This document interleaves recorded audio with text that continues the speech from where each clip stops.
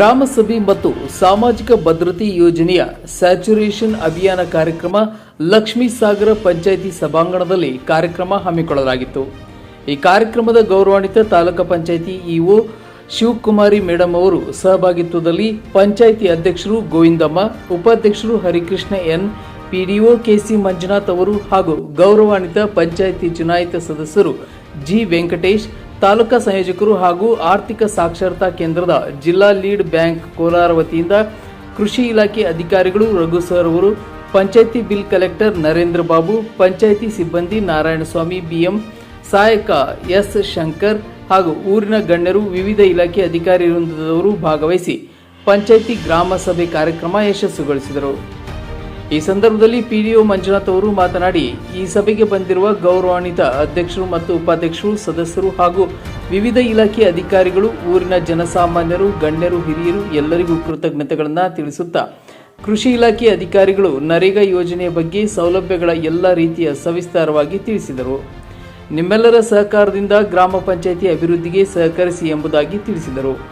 ಈ ಸಂದರ್ಭದಲ್ಲಿ ಕೃಷಿ ಇಲಾಖೆ ಅಧಿಕಾರಿಗಳು ರಘು ಸರ್ ಅವರು ಮಾತನಾಡಿ, ಅವರ ಇಲಾಖೆಯಲ್ಲಿ ಸಿಗುವ ಎಲ್ಲ ಸೌಲಭ್ಯಗಳು ಕೃಷಿ ಹೊಂಡ ಮತ್ತು ಡ್ರಿಪ್ ಯೋಜನೆ, ರೈತರ ಬಿತ್ತನೆ ಬೀಜಗಳು, ಟರ್ಬಲ್ ವ್ಯವಸ್ಥೆ, ಎಲ್ಲ ರೈತರ ದಾಖಲೆಗಳ ಮುಖಾಂತರ 50% ರಿಯಾಯಿತಿ ದರದಲ್ಲಿ ಸಿಗುತ್ತವೆ.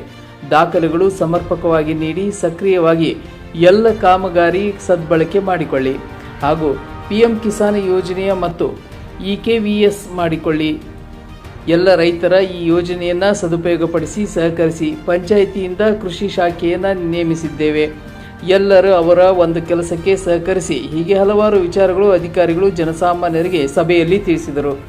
ಈ ಸಂದರ್ಭದಲ್ಲಿ ತಾಲೂಕಾ ಸಂಯೋಜಕರು ವೆಂಕಟೇಶ್ ಅವರು ಮಾತನಾಡಿ, ಕೋಲಾರ ಜಿಲ್ಲಾ ಲೀಡ್ ಬ್ಯಾಂಕ್ ವತಿಯಿಂದ ಹಾಗೂ ತಾಲೂಕು ಪಂಚಾಯಿತಿ ಕಾರ್ಯನಿರ್ವಹಣಾ ಅಧಿಕಾರಿಗಳು ಶಿವಕುಮಾರಿ ಮೇಡಂ ಅವರ ಸಹಭಾಗಿತ್ವದಲ್ಲಿ ಎಲ್ಲ ಪಂಚಾಯಿತಿ ಕಾರ್ಯಾಲಯ ನಮ್ಮ ಯೋಜನೆ, ಎಲ್ಲ ರೀತಿಯ ಅಭಿವೃದ್ಧಿ ಯೋಜನೆಯ ಬಗ್ಗೆ ಅಭಿಯಾನ ಕಾರ್ಯಕ್ರಮ ಹಮ್ಮಿಕೊಂಡಿದ್ದೇವೆ. ನಮ್ಮ ಯೋಜನೆಯ ಪಂಚಾಯಿತಿ ವ್ಯಾಪ್ತಿ ಬರುವ ಎಲ್ಲ ಜನಸಾಮಾನ್ಯರ ಸರ್ಕಾರದ ಬ್ಯಾಂಕ್ನಿಂದ ಎಲ್ಲ ರೀತಿಯ ಸೌಲಭ್ಯಗಳು ಸಿಗಲಿದೆ, ಸಹಕರಿಸಿ ಎಂಬುದಾಗಿ ಸಂಬಂಧಪಟ್ಟ ಸಂಯೋಜಕರು ತಿಳಿಸಿದರು. ಹಾಗೂ ಈ ಗ್ರಾಮ ಸಭೆಗೆ ಬಂದಿರುವ ಎಲ್ಲರಿಗೂ ಪಂಚಾಯಿತಿ ವತಿಯಿಂದ ಪಿಡಿಒ ಮತ್ತು ಸಿಬ್ಬಂದಿ ವರ್ಗದವರು ಕೃತಜ್ಞತೆಗಳನ್ನು ವ್ಯಕ್ತಪಡಿಸಿದರು. ಈ ಎನ್ಆರ್ಜಿ ಪ್ಲಾನ್ ಬಗ್ಗೆ ಕೃಷಿ ಇಲಾಖೆಯಲ್ಲಿ ಏನೇನು ಕೊಡ್ತಾರೆ ಅಂತ ಹೇಳಿದ್ದಾರೆ. ನೀವು ಆದಷ್ಟು ನಮಗೆ ಬೇಗ ಕೊಟ್ಟರೆ ಈಗ ನಾವು ಅದನ್ನು ನಾವೇ ಮಾಡಬೇಕಾಗುತ್ತೆ. ಅದಕ್ಕೋಸ್ಕರ ಕೃಷಿದು, ತೋಟಗಾರಿಕೆ, ರೇಷ್ಮೆ ಎಲ್ಲ ನಾವೇ ಮಾಡಬೇಕಾಗತ್ತೆ. ನೀವು ನಮಗೆ ಅರ್ಜೆಂಟ್ ಸ್ವಲ್ಪ ಬೇಗ ತಂದು ಕೊಟ್ಟರೆ ಹೆಸರು ನೇಮ್ಸ್ ಅದನ್ನು ನಾವು ಅದನ್ನು ಆನ್ಲೈನ್ ಎಂಟ್ರಿ ಮಾಡಿ ಅದನ್ನು ಮತ್ತೆ ಇಂಜಿನಿಯರ್ ಬಂದು ಸ್ಪಾಟ್ ಇನ್ಸ್ಪೆಕ್ಟ್ ಮಾಡ್ಕೊಂಡ್ಬಂದು ಅವರು ಪ್ರೀ ಮೆಜರ್ಮೆಂಟ್ ಮಾಡ್ಕೊಂಡ್ಬಂದು ಅಮೌಂಟ್ ಹಾಕಿ ಕೊಡೋಷ್ಟರಲ್ಲಿ ಸ್ವಲ್ಪ ಟೈಮ್ ಆಗುತ್ತೆ. ನಮಗೆ ನಿಮ್ಮ ಸಹಕಾರದಿಂದ ಬೇಗ ಶನಿವಾರ ಒಳಗೆ ನಮ್ಗೆ ಕೊಟ್ಟರೆ ನಮ್ಮ ಗ್ರಾಮ ಪಂಚಾಯತ್ ಪ್ಲಾನು ಬೇಗ ಆಗೋದಕ್ಕೆ ಅನುಕೂಲ ಆಗುತ್ತೆ. ಎಲ್ಲರೂ ಮಾಡ್ಕೊಳುತ್ತಾ ಈ ಸಭೆ ಮುಕ್ತಾಯ ಆಗುತ್ತೆ.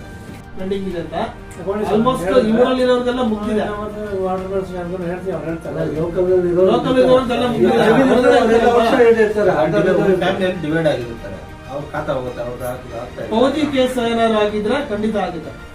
ಪೌತಿ ಕೇಸ್ ಆಗಿದ್ರೆ ಖಂಡಿತ ಆಗುತ್ತೆ. ಈ ಬೇರೆ ರೀತಿಯಲ್ಲಿ ಆದ್ರೆ ರೇಷನ್ ಕಾರ್ಡ್ ಒಂದೇ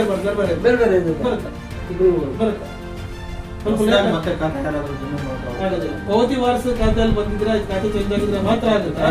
ಅದು ಬಿಟ್ಟು ಬೇರೆ ಹೊಸ ಖರೀದಿ ಮಾಡಿದ್ರೆ ಕ್ರಯ ವಿಲು ವಿಭಾಗ, ದಾನ, ಕೋರ್ಟ್ ಕೇಸ್ ಯಾವ್ದು ಆಗೋದಿಲ್ಲ. ಇದನ್ನ ಯಾಕೆ ಹೇಳ್ತಾ ಇರೋದಂದ್ರೆ ಆನ್ಲೈನ್ ಎಂಟ್ರಿ ತಗೊಳತ್ತ ಮತ್ತೆ ದುಡ್ಡು ಬರಲ್ಲ, ಮತ್ತೆ ನಮ್ಮೇಲೆ ಬಿಡ್ತಾರೆ. ನಾವು ಮಾಡಿಸಿದ್ವಿ, ಇನ್ನು ಬಂದಿಲ್ಲ. ಅದಕ್ಕೆ ನಮ್ಮ ಜಿಲ್ಲಾ ಲೀಡ್ ಬ್ಯಾಂಕ್ ಕಡೆಯಿಂದ ನಾನು finance literacy taluk coordinator work ಮಾಡ್ತೀನಿ. ನಮಗೂ ನಮ್ಮ ಪಿಡಿಒ ಸರ್ ಅವರು ನಮ್ಗೆ ಆಹ್ವಾನ ಮಾಡಿದ್ದಾರೆ. ನಮ್ಮ ಉದ್ದೇಶ ಏನಪ್ಪಾ ಅಂದ್ರೆ, ನಾವು ಎಲ್ಲಾ ಬ್ಯಾಂಕ್ ಪರವಾಗಿ ನಾವು ಕೆಲಸ ಮಾಡ್ತಾ ಇದೀವಿ. ಅಂದ್ರೆ ಫೈನಾನ್ಸ್ ಲಿಟ್ರಸಿ ಅವೇರ್ನೆಸ್ ಪ್ರೋಗ್ರಾಮ್ ಅಂತ. ಈಗ ನಮ್ಮ ಡಿಸಿ ಸರ್ ಕಡೆಯಿಂದ ಹಾಗೂ ಸಿಒ ಕಡೆಯಿಂದ, ನಮ್ಮ ಜಿಲ್ಲಾ ಪಂಚಾಯತಿ ಕಾರ್ಯಾಲಯ ಕಡೆಯಿಂದ ಈ ಸಾಮಾಜಿಕ ಭದ್ರತಾ ಯೋಜನೆಗಳ ಸ್ಯಾಚುರೇಷನ್ ಕ್ಯಾಂಪ್ ಇವತ್ತು ನಾವು ಹಮ್ಮಿಕೊಂಡಿದ್ದೀವಿ. ಇದರ ಉದ್ದೇಶ ಮುಖ್ಯವಾಗಿ ಅಷ್ಟೇ, ಪ್ರತಿಯೊಂದು ಡಿಸ್ಟಿಕ್ ಅಲ್ಲಿ ಮತ್ತೆ ನಮ್ಮ ಕರ್ನಾಟಕ ರಾಜ್ಯದಲ್ಲಿ ಹಾಗೂ ನಮ್ಮ ಭಾರತ ದೇಶದಲ್ಲಿ ಪ್ರತಿಯೊಂದು ಮನೆಯಲ್ಲಿ ಯಾರು 18 ರಿಂದ 70 ವರ್ಷ ವಯಸ್ಸಿದಾರೋ ಅವರಿಗೆ ಈ SSS ಸ್ಕೀಮ್ ಅಂತ, ಅಂದ್ರೆ ಸಾಮಾಜಿಕ ಭದ್ರತಾ ಯೋಜನೆಗಳು ಕಂಪಲ್ಸರಿ ಮಾಡಿಸ್ಕೋಬೇಕಂತ. ಅದು ಮುಖ್ಯವಾಗಿ ಈ ಪ್ರಧಾನ ಮಂತ್ರಿ ಸುರಕ್ಷಾ ವಿಮಾ ಯೋಜನೆ ಅಂತ ಒಂದು ಸ್ಕೀಮ್ ಇದೆ, ಅಂದ್ರೆ PMSBY ಅಂತಾರೆ. 18 ರಿಂದ 70 ವರ್ಷ ವಯಸ್ಸಿರೋರಿಗೆ 1 ವರ್ಷಕ್ಕೆ 20 ರೂಪಾಯಿ, ಸಣ್ಣ ಅಮೌಂಟ್ ಅಷ್ಟೇ. ನಿಮ್ಗೆ 20 ರೂಪಾಯಿ ನಿಮ್ಮ ಅಕೌಂಟ್ ಇಂದ ಕಟ್ ಆಗ್ತಾ ಇರುತ್ತೆ. ಯಾವುದೇ ಬ್ಯಾಂಕ್ ಅಲ್ಲಿ ಆಗಿ ನಮ್ಗೆ ಅಕೌಂಟ್ ಮಾಡಿಸಿದ್ರೆ ಅಲ್ಲಿ ಈ ಸ್ಕೀಮ್ ನಾವು ಮಾಡಿಸ್ಕೋಬಹುದು. 18ರಿಂದ 70 ವರ್ಷ ವಯಸ್ಸಿರೋರಿಗೆ 1 ವರ್ಷಕ್ಕೆ 20 ರೂಪಾಯಿ ಕಟ್ ಆಗ್ತಾರೆ ಅಂತೆ ಇನ್ಸೂರೆನ್ಸ್ ಅಂತ.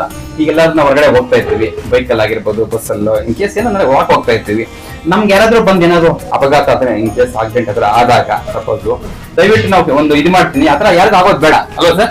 ಇನ್ ಕೇಸ್ ಆದಾಗ ಒಳ್ಳೇದ್ ಮಾಡ್ಲಿ.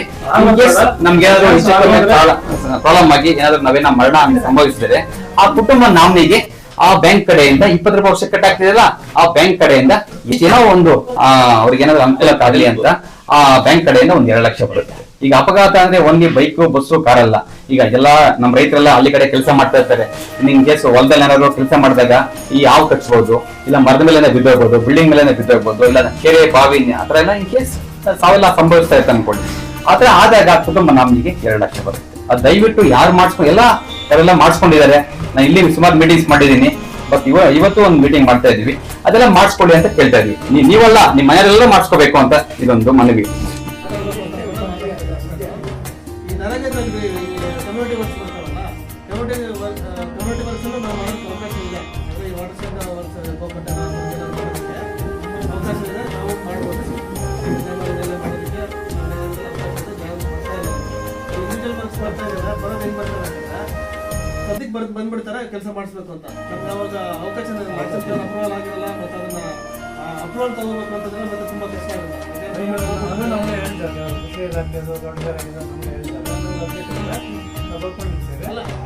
ಇದ್ರಲ್ಲಿ ಹಾಕೊಳ್ಳಿ. ಅದ್ರ ಜೊತೆಗೆ ಪ್ರೀ ಮೆಜರ್ಮೆಂಟ್ ಅಂತ ಏನೋ ಮಾಡ್ತಾರಲ್ವ, ಅವ್ರಿಗೆ ವರ್ಷದ್ರು ಅವಶ್ಯಕತೆ ಇದೆಯಾ ಇಲ್ಲ ಅಂತ ಅಲ್ಲೇ ಚೆಕ್ ಮಾಡ್ಕೊಳ್ತಾರೆ. ಈಗ ಒಂದ್ಸಲ ಚೇಂಜ್ ಮಾಡಿದ್ದಾರೆ. ಆದಷ್ಟು ನಾವು ರಿಪಬ್ಲಿಕೇಶನ್ ನಮ್ಮ ಇಲಾಖೆಯಲ್ಲಿ ಯಾವುದೇ ಬಂದ್ರು ಸ್ವಲ್ಪ ಮಾಡ್ಕೊಡಿ, ನಮ್ಮ ಇಲಾಖೆಯಲ್ಲೂ ಮಾಡ್ಕೊಡ್ತೀವಿ. ನಮ್ಮಲ್ಲಿ ಈಗ ನರೇಗಾದಲ್ಲಿ ಮಾಡೋದಕ್ಕೆ ಅವಕಾಶ ಯಾವುದು ಅಂತಂದ್ರೆ ಕೃಷಿ ಹೊಂಡ ಮಾಡ್ಬೋದು, ಕಂದಕದೊಂದಿಗೆ ಬದುವಂತ ಬರ್ತಾವ ಮಾಡ್ಬೋದಾಗುತ್ತೆ. ಮೂರನೇ ಬಂದು ಎರೆಹುಳು ತೊಟ್ಟಿ.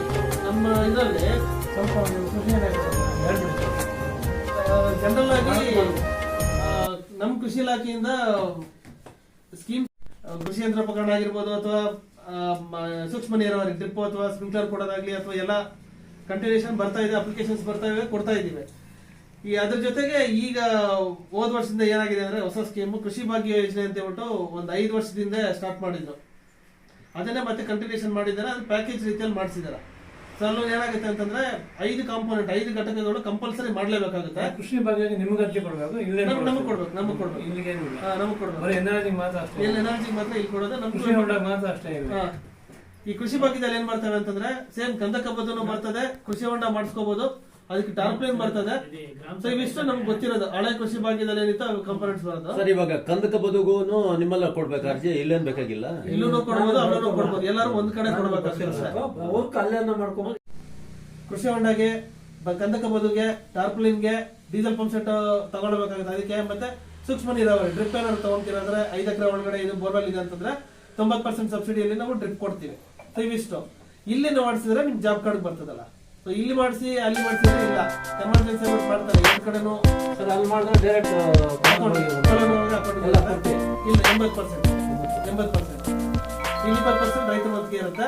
ನನ್ನ ಅನುಭವದ ಪ್ರಕಾರ ಏನಾಗುತ್ತೆ ಅಂತಂದ್ರೆ ನೀವೆಷ್ಟು ಖರ್ಚು ಮಾಡಿದ್ರು ಅಷ್ಟು ಅಕೌಂಟ್ ದುಡ್ಡು ಬರಲ್ಲ, ಸ್ವಲ್ಪ ರೈತರಿಂದ ಖರ್ಚಾಗುತ್ತೆ.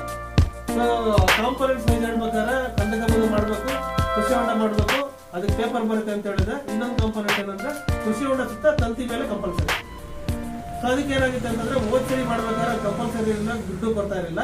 ಈ ಸರಿ ಒಂದ್ ಸ್ವಲ್ಪ ಉತ್ತೇಜನ ಕೊಡೋದಕ್ಕೆ ಅಂತ ಹೇಳ್ಬಿಟ್ಟು ಎಲ್ಲ ಮಾಡ್ಲೇಬೇಕು. ತಂತಿ ಮೇಲೆ ಕಂಪಲ್ಸರಿ ಇದೆ. ಸೊ ಅದಕ್ಕೆ ಸಾಮಾನ್ಯ ರೈತರಿಗೆ 40% ಸಬ್ಸಿಡಿ, ಪರಿಶಿಷ್ಟ 50% ಸಬ್ಸಿಡಿ ಬರುತ್ತೆ. ಸೊ ಈ ಮುಳ್ಕಂಬಿ ಇದಕ್ಕೆ ಮಾತ್ರ. ಬೇರೆ ಎಲ್ಲ ಕಾಂಪೋನೆಂಟ್ಸ್ ಇದಕ್ಕೆ ಸಬ್ಸಿಡಿ ಸ್ವಲ್ಪ ಜಾಸ್ತಿ ಇದೆ. 80% ಇದೆ ಜನರಲ್ ಅವರಿಗೆ, SC/ST ಅವರಿಗೆ 90% ಸಬ್ಸಿಡಿ ಇದೆ.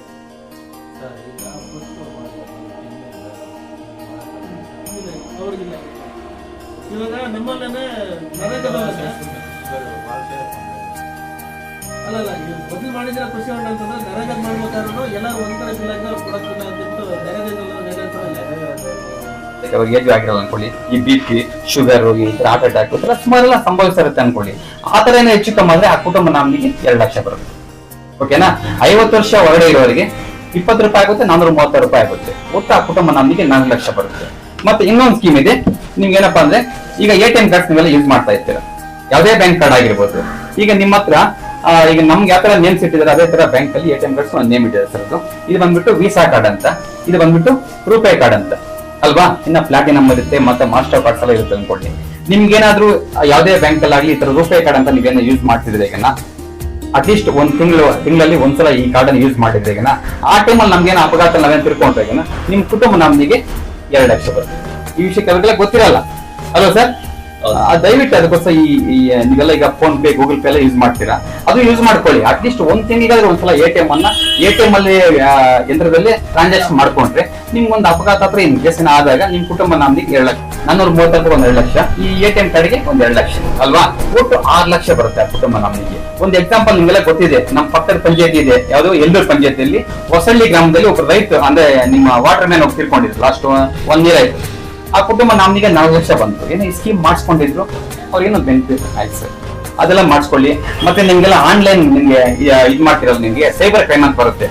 ಕೆಲವರು ನಿಮ್ಗೆ ಫೋನ್ ಮಾಡ್ತಾರೆ, ನಾವು ಬ್ಯಾಂಕ್ ಕಡೆಯಿಂದ ಫೋನ್ ಮಾಡ್ತಾ ಇದೀವಿ, ನಿಮ್ಗೆ ಒಂದು ಅಕೌಂಟ್ ನಂಬರ್ ಕಳ್ಸಿಕೊಡ್ತಾ ಇದೀವಿ, ಇಲ್ಲ OTP ಹೇಳಿ, ಇಲ್ಲ ಆಧಾರ್ ನಂಬರ್ ಹೇಳಿ ಅಂತ ನಿಮ್ಗೆ ಕೇಳ್ತಾರೆ ಅನ್ಕೊಳ್ಳಿ. ಅವರು ಅಂತ ಟೈಮಲ್ಲಿ ಕೆಲವರು ಓದಿದಿರ್ಬೋದು, ಇಲ್ಲಿರ್ಬೋದು, ಅದೆಲ್ಲ ಹೇಳ್ಬಿಡ್ತಾರೆ ಅಲ್ವಾ. ಅಂತದ ನೀವು ಅವ್ರಿಗೆ ಹೇಳ್ಬೋದಾ ಹೇಳ್ಬಾರ್ದಾ?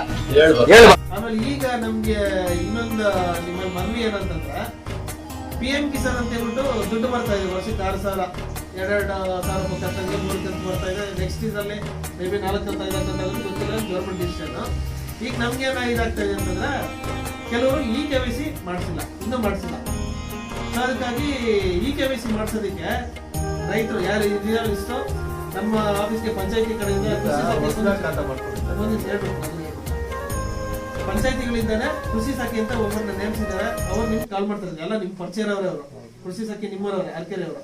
ಅವ್ರು ಕಾಲ್ ಮಾಡ್ತಾ ಇದಾರೆ. ನನಗೆ ಏನಪ್ಪಾ ಅಂದ್ರೆ ರೈತರು ಈ ತರ ಕಾಲ್ ಮಾಡೋದಕ್ಕೆ ಯಾರು ನಂಬರ್ ಕೊಟ್ಟಿದ್ದಾರೆ ನಮ್ದು, ನಾವು ಕಾಲ್ ಮಾಡ್ತಾ ಇದ್ದಾರೆ, ಅವ್ರೇನಾಗಿದ್ದಾರೆ ಅಂತ ಹೇಳ್ಬಿಟ್ಟು ಡೌಟ್ ಪಡ್ತಾ ಇದ್ದಾರೆ. ಬೆಂಗಳೂರಲ್ಲಿ ಇದೆಲ್ಲ ರಿಸರ್ವ್ ಬ್ಯಾಂಕ್ ಅಲ್ಲಿ ಇನ್ನ ಟೈಮ್ ಇದೆ ನಮ್ಗೆ 2,000 ರೂಪಾಯಿ ನೋಟ್ಸ್ ಚಲಾವಣೆ ಮಾಡ್ಕೊಳಕ್ಕೆ. ಓಕೆನಾ? ದಯವಿಟ್ಟು ನೀವು ಹತ್ರ ಇದ್ರೆ ಬೇಕಾದ್ರೆ ಚಲಾವಣೆ ಮಾಡ್ಕೋಬಹುದು. ಮತ್ತೆ ಅವ್ರು ನೆಕ್ಸ್ಟ್ ದಿವಸ ನಂಗೆ ಫೋನ್ ಮಾಡಿದ್ರು, ಸರ್ ನಾವು ಓದಿಲ್ಲ ಗೊತ್ತಿಲ್ಲ ಸರ್, ನಮ್ ಬೆಂಗಳೂರು ಸರಿಯಾಗಿ ನಾವು ನೋಡಿಲ್ಲ, ನೀವು ಬರ್ಬೇಕಂತ ಹೇಳಿದ್ರು. ಮತ್ ನಾನ್ ವೇಟ್ ಮಾಡ್ಕೊಂಡು 10 ಗಂಟೆ ಬಸ್ ಹೋದ್ವಿ. ಅಲ್ಲಿ ಮಾತ್ರ ನಂಗೆ ಕೊಟ್ರು ಕಾಸು ಅವ್ರು.